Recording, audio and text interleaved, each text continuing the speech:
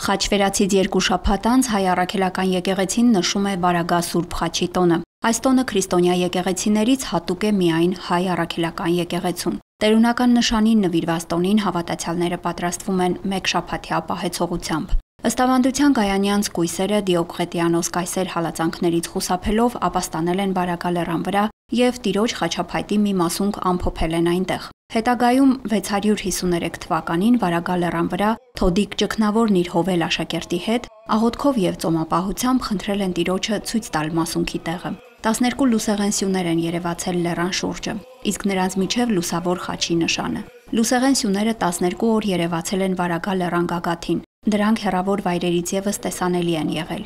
Ներսես 3-րդ տայեցի կաթողիկոս Նիհիշատակ Վարագա Սուրբ Խաչի երևման հրաշքի տոն է սահմանել եւ 12 լուսեսյուների երևման վայրում սուրբ նշան եկեղեցին է կառուցել։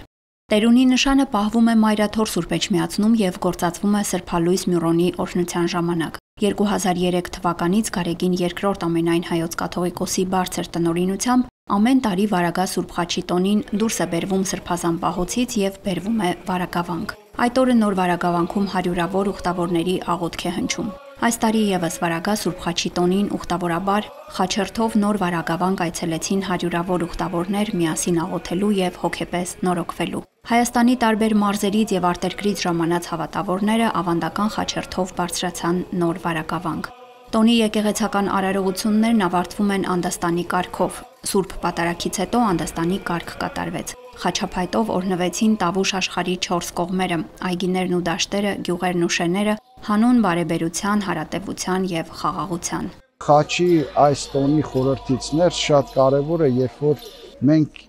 իրական գիտակցենք խաչի կրելու մեր ուխտը եւ այս խաչի շուրջը, այս սրբության շուրջը, որ պիտի համախմբվենք եւ ամբողջական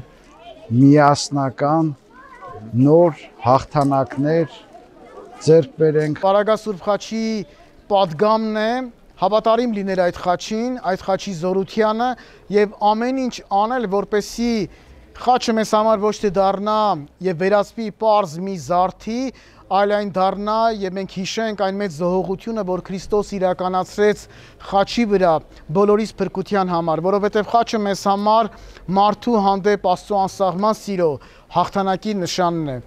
Տոնական օրն այստեղ վերածվում է նաև մշակութային փառատոնի։ Տավուշ հայրենակցական միության նախաձեռնությամբ վանական համալիրին հարող տարածքում հնչեցին ազգային երգն ու երաժշտությունը, հանդես եկան հորովել համույթը եւ Բերդի մշակութային խմբերը։ Նոր Վարագավանք վանական համալիրը գտնվում է Տավուշի մարզի Հասանի ջուր գետակի ձորում Վարագավան գյուղի մոտակայքում։ Տեղակայված է բարձր ժայռի վրա եւ շրջապատված է անտառածածկ լեռներով։ Արձանագրությունների համաձայն վանական համալիրը 12-րդ դարում կառուցել են կյուրիկյան իշխանները։